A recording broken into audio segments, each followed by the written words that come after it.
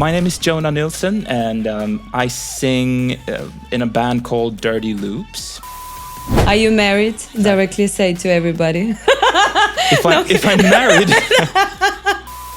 Quincy heard a YouTube thing that we did and invited us down to play at his club in Dubai. Okay. Hi everybody, I'm Anna Vee and welcome to the podcast Dream Catchers, where we talk about going after your dreams and trying to find the keys to unlocking them.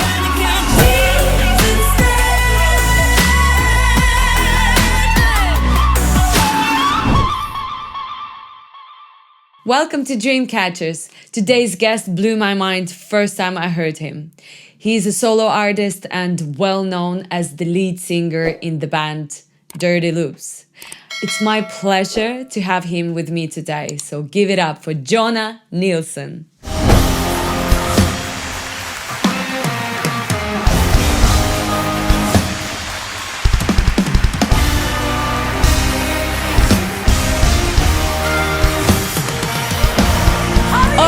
Jonah, so nice to see you. Oh my goodness, finally we're doing this. I'm so excited that you joined me. How are you? Where are you now? Super excited, me too. I'm very good. I'm in Sweden, actually, at home at the moment. Just working on some new stuff and Sweden, chilling it's out Stockholm? at the moment. Stockholm, yes. Okay. Are you married? Directly say to everybody. If I'm married. Maybe some girls want to know. Well, I'm sorry. No, I'm not married, but I might get married in the future. Okay. I had a special someone. Yes. Okay. A very special someone. Nice. Yeah. Oh, good for him. Okay. Yeah. All right. No, jokes aside. For people who doesn't know who you are, please introduce yourself. Yeah. Okay. So my name is Jonah Nilsson, and I'm a singer, a songwriter, I guess, a producer, and arranger. I sing in a band called Dirty Loops. Still. And still. Okay, I'm still in the band. Yeah, we've actually recently released some new stuff, so that's pretty exciting. And I'm also doing my own solo thing on the side. So it's like I do both things. That's great. I try to find things. That's awesome. Because the last I checked on Spotify. Is it your album with like yes, 8 songs? It is. Dirty Loops. Yeah. What are you releasing with the Dirty Loops? So actually, I released my own album not long ago. I think it was in July, July. And then just a month after that, Dirty Loops recorded, or we released a full-length record, or 7 songs with this guy called Corey Wong, who's a guitar player. So it's like a collaboration album that we did. And it's just been released too. So it's like 2 albums out in a very short amount of time. So yeah, amazing. It's exciting. Exciting time, yeah. So have you been writing all this material during quarantine? How did it go for you? Yeah, I guess so. Yeah, it's just been when you can't tour, you know how it is. Like you can't you just find yourself with so much more time. You can't even go out seeing people or anything, basically. So what we did was just to write music, and then all of a sudden we just realized that we have a lot of stuff. And me too. So I just that's amazing. So okay, great. This is so cool, because so many people I talk to, they've been so depressed during this time, and they didn't find even any inspiration to write anything, you know. True, so, and I'm glad to hear that you did. Well, yeah, I did, but it started quite depressing. I was actually on tour when COVID hit, so I had to cancel everything, and I really got depressed from it too. And it took me a lot of time, probably like half of 2020, to get back into it. But once I realized that I just can't spend my time like this, feeling like this, I really got myself together and like figured stuff out and started writing, because I actually thought it was fun again. Yeah. So when it came tenfold. Yeah, no, I understand what you Yeah. mean, because it was exactly the same for me. We started, we were traveling and with my band, not traveling, we were doing a gig in Spain, and then we got stuck, and some guys left to London, to Sweden, and me and Steven stuck in Spain. So, and we were just like, gladly we were in Spain, you know, not in an apartment, we were like in the house. But then I was like, I missed singing so much and performing. So when I got back from the COVID and we started playing again, I was like, my goodness, this is such a relief. You know, that's what I missed, you know. And when you get back to it, you're like, okay, this is it, you know. Awesome. This is what I missed. Perfect. Yeah. So Dirty Loops, that's where your like first push was as an artist, and people started recognizing you. Yeah. Tell me about that, and tour, and did you get signed with Dirty Loops? So how was it?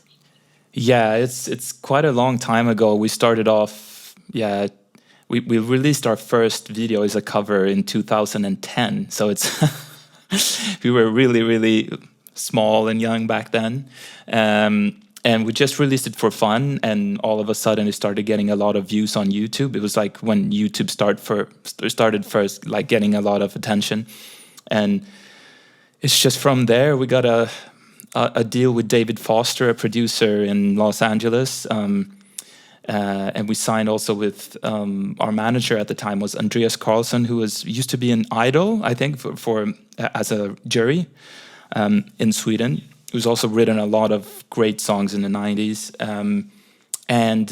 So yeah, that's how it started. We released our first album 2014 and been touring the world ever since, really, from that one. I heard you for the first time, Dirty Loops, when I was in Moscow. I lived in Moscow, and I worked in one studio, and guys, musicians came to the studio. I remember it was like rainy day, evening, and they're like, you must hear these guys. They're so cool, Dirty Loops. It was ages ago. And I was like, wow, this is cool. Oh my goodness. You know, you make musicians feel uncomfortable.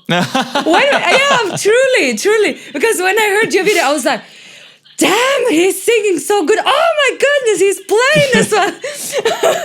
I was so shocked. I was like, oh no, Jesus, so talented. You're so talented. Well, this thank is amazing. you so much. I really appreciate that. So in Moscow, you're also famous. Oh, that's great. I have to go there then. Yes, for sure. You will find a lot of good audience there. Yeah. Awesome. So tell me from the tour. So you've been touring, some juicy stories or whatever. Oh, juicy stories. Come on. There are so many of them, but I don't even know what kind of juicy story. What are you looking for? Like whatever. Crazy. We're something so went free wrong, here. It's my show, so you can say whatever you want. Okay. Well, I have. Like, there is a lot of stuff, but the first thing that comes to mind was when we were, I think it was 2000, it might have been 2015 or 14, something. We had like a one-off gig in Montreal in Canada, I think. And we had to fly, we flew from Sweden, which is a long way. So we flew from Sweden to Canada. And when we got off, we had to go straight to sound check with no sleep or anything. And then the gig was the same night. So, and when we finally got on stage, everyone was so tired and we're like, okay, now we're just gonna give it our all, and then go to sleep. The sound didn't work. No. So, and it was like, I don't know how many people, maybe 5,000 people in the audience. And we were going to play for 40 minutes or an hour, I think. No. It was a festival.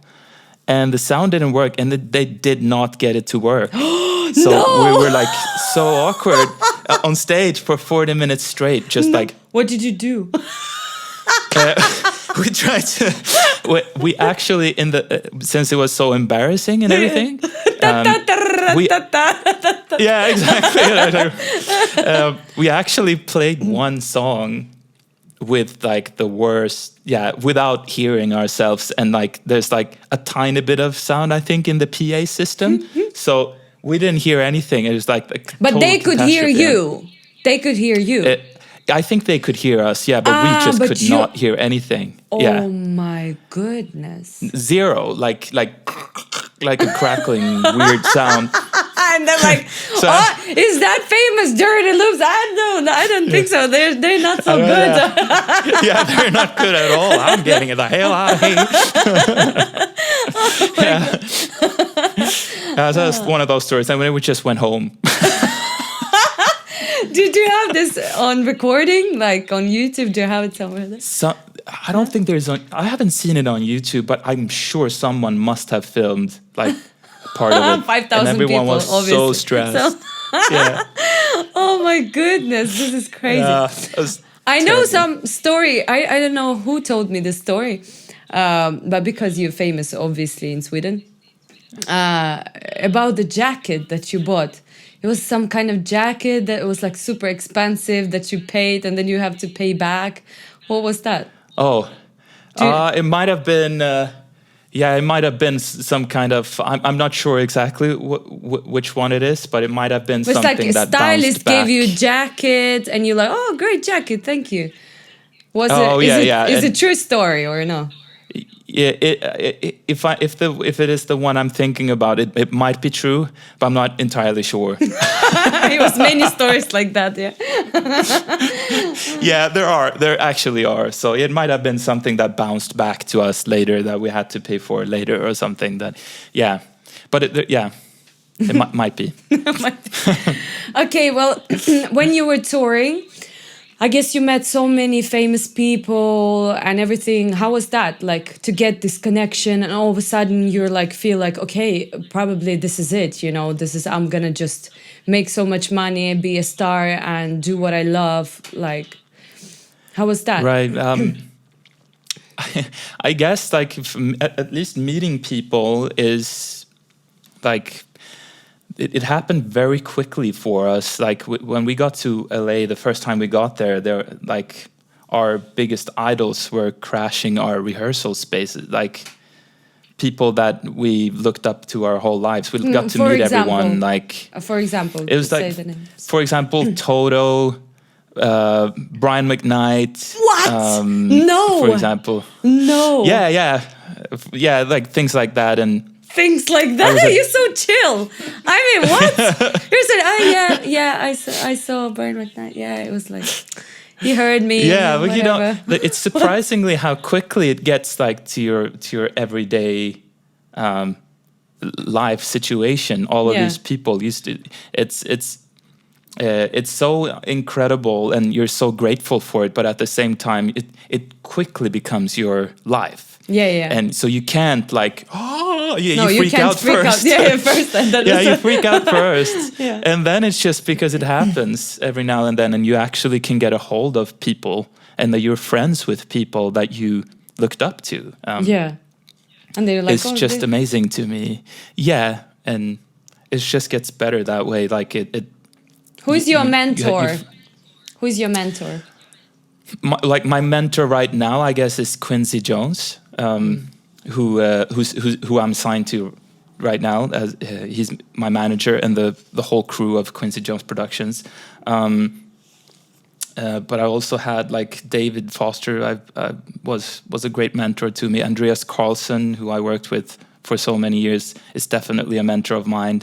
And just so many friends, I guess. I don't know. I'm just in shock right now. You're like so chill talking about this stuff. Like it's so many people who just like want a tiny piece of what you've been experiencing, you know, as an artist, you know, it's insane. Okay. When did you decide, okay, I wanna be a solo artist? When did it happen? Well, I always had a thought about doing that ever since, like, forever. But Dirty Loops kind of set off by itself, and I kind of pushed that project away, me being a solo artist. And then we had a time where we kind of had a break with the group, where we felt like we had too many differences at the time. And I felt like this is an opportunity for me to just work on my solo stuff, and then it got postponed and postponed and postponed because Dirty Loop started working again, and then all of a sudden I just felt like I need to release this music. It's like I have to finish it too. and then I just felt like, okay, it's now or never. And that's the actual name of the record. So. I love this name. I loved it. Oh, thank you.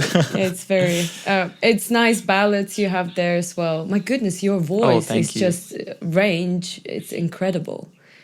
Oh, thank you. Thank you so much. Insane, honestly. I try. Yeah, like you definitely know how to riff and know your voice.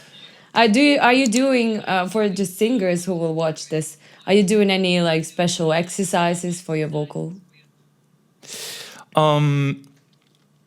Well, the exercise, the most efficient exercise that you can ever do, I think, is to record yourself singing, and trying to aim for higher goals that you can achieve. Mm-hmm. Try. I'm gonna nail this riff today, and then you will totally fail doing it, but you've done something. You've gone, you've reached further. Like you're closer to your goal, and then you just do that every day. And all of a sudden you're able to do that, and then you just move on to the next thing, and you set up too high goals. I think I've been doing.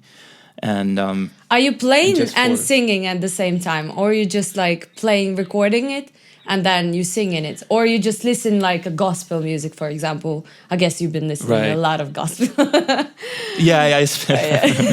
Right. Yeah. It depends if it's live. It's piano and vocals. But if I'm like practicing nowadays, just practicing is recording music that we're releasing. For example, just if I've written a song and I want to release it, the vocal sessions I do for that is long. Like I usually spend a lot of time thinking through what I want to do. Mm-hmm. I could easily just go for just whatever, but I kind of want to find my place. Like that is my practice. Like I'm trying to nail it in the way I hear it, and so you're perfectionist. I sit like this, record. Yeah, I very much is. To my favor sometimes, and to my not so much favor sometimes, because I get like too in it. It has to be like this. Like in your head it's like this, then it has to be like this, and then it's like if it feels like it's not good enough, or if I can do better, I just can't really let it go sometimes. But I had to a lot of times. It's like I heard some interview with Christina Aguilera when she recorded this Stripped album, and beautiful, the song Beautiful.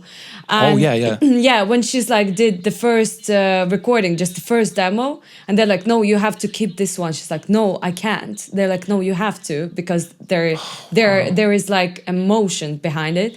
She's like, no, I will record it again, and she was so on it, and the management and everybody was like, no, you have to keep it. So they kept it, but she changed like a tiny bit, like a one riff or whatever, like just very tiny.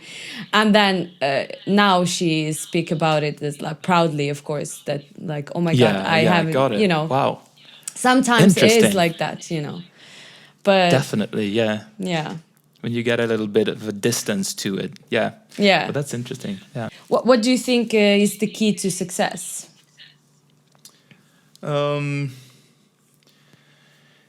Key to success, I think just by doing what you like to do, that is the key to success. Like you should not try to do what other people tell you to do. I guess that's a cliche, but it really is true. Like I've been told so many times not to go down this path, like with like what Dirty Loops did in the beginning, for example, just messing around, doing crazy stuff. And so many people in the beginning, before it actually got attention, told me this is like, what are you doing? But it's just, it's if you feel like you're good at it and you feel something doing it, that's the way to go, because you're not going to have energy actually to do something that you're not wanting to do. You're going to give up, and not like if you don't give up, that's going to give you success. And that's why you have to do what you want to do. That's so true. I guess that's my answer. No, it's absolutely agree with you 100%. Because then you go against yourself if you do something what you don't like. Yeah. You know. Totally. Yeah. How did Quincy Jones end up signing you? Was it through the YouTube videos? Yeah. I'd say yes. Quincy heard a YouTube thing that we did and invited us down to play at his club in Dubai. Okay. That's how we met him. And then at the time, we were actually not doing anything with the group. So we were not interested in signing anything. But I kind of was, because I was going to do my own thing. So I signed, flew over to him and met the whole team, and hanged out in LA. And then I signed with him and started my own thing. And then Dirty Loops came in. We signed with him as well later on when we started doing things, because just the most convenient thing to do. So, yeah. But are you planning to go on tour by yourself now as like solo artist? Yes, I really am. And I'm also planning to do it with the group. So I don't know how I'm going to do it, but we do have the same booker. I mean, it's going to be like two different things. But yeah, I really hope that it's a possibility. I think it is. That's what I've been told. So we're going to try to like do different shows, and then I'll be touring a lot. Amazing. Oh my goodness. Yeah, exciting. I would love, exciting. I need the VIP seat. Your concert. Yes, yeah, of course. Yeah, just call me. Yeah, no worries. Yeah, whenever you want to have it, it's yours. Thank you so much. Yeah. All right. So for now, what is your biggest dream or goal?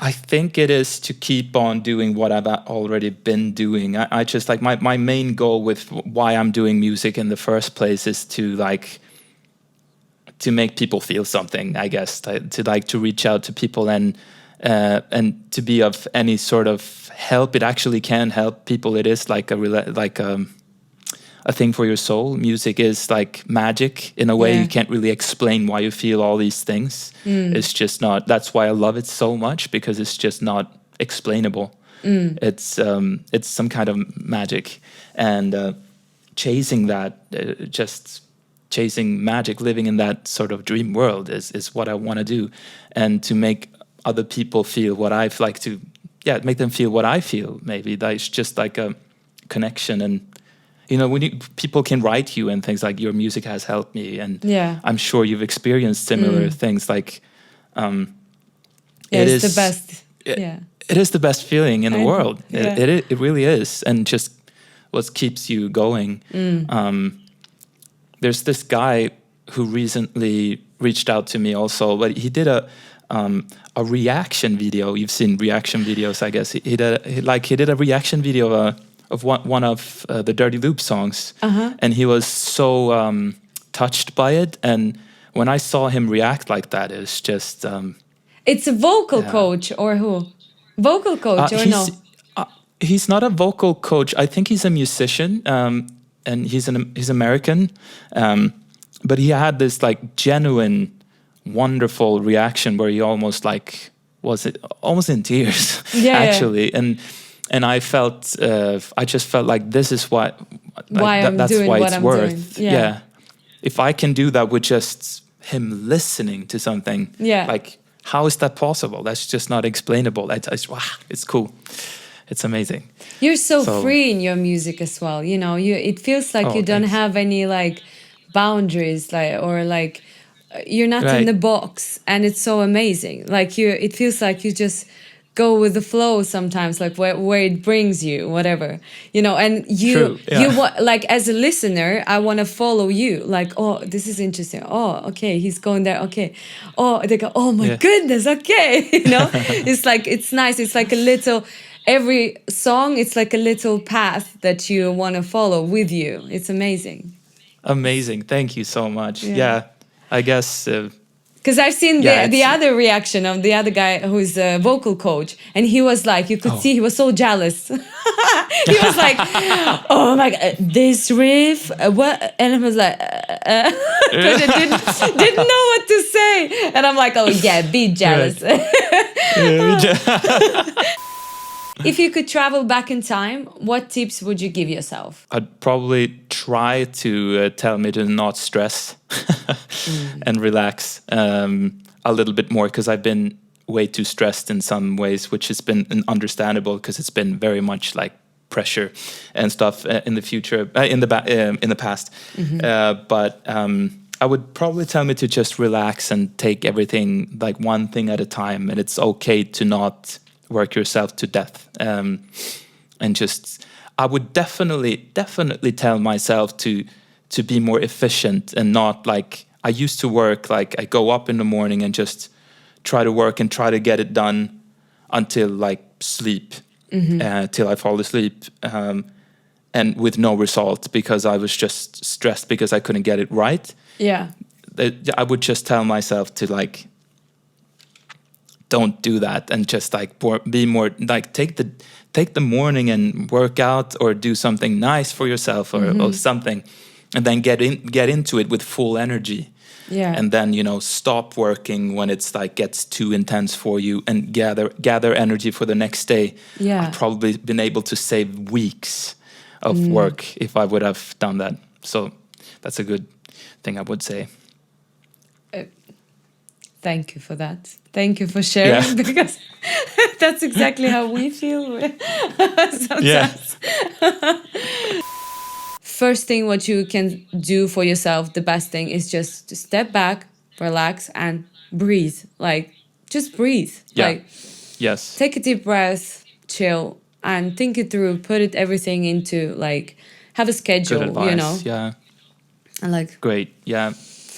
Totally. Yeah. Yeah. That's very tough when it happens. Like you have several things that you actually don't want to do, but you have to do it for money, and you don't want to do it. It's that is stressful. And I think you're gonna have to at some point just not go in with your heart too much into that, because yeah. it's not a life. No. You have to put all your heart into what you love, and then if you have to do something for money, you just cannot put too much here. You want to do a good job, obviously, but you have to like be a little bit like a robot about it. I think. Yeah. Definitely, because I know many artists who have to like work at the restaurants or to be able to survive. It's normal. Or Yes, like makeup definitely. stores or whatever. Let's round this up. Maybe you have some tips about artists, what people should listen to. Yes, there are a couple. Like most of the music I listen to nowadays, or like it's been for a very long time, is classical music. So I listen to a lot of like Rachmaninov and Prokofiev, and like a lot of Russian composers actually. But other than that, like there's this singer, I don't know if you know who he is. He hasn't released anything for a very, very long time now. His name is Jamie Woon. No, I don't know. I don't know if you've heard about him. He's British, and he has like the most magic voice. Like, oh, nice. Very, very beautiful. He doesn't do like, he's not like doing crazy riffs really or anything. He just has this relaxing voice that just like speaks to me. And beautiful songs, very like, atmospheric, beautiful stuff. I will definitely check it out. Thank you. Yeah. Who else? This one.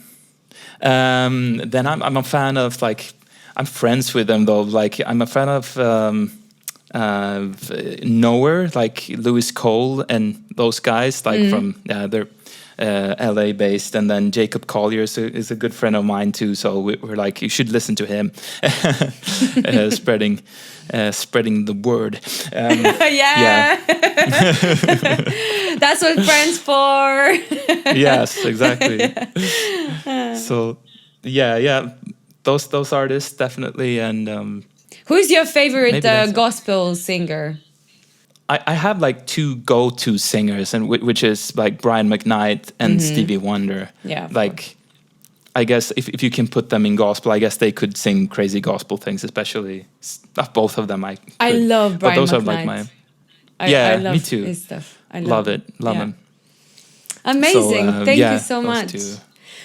Oh, it's my pleasure. It was my pleasure to have you. Thank you so much. I'm so glad that you joined me, and finally I met you and everybody get to know you a little bit better maybe.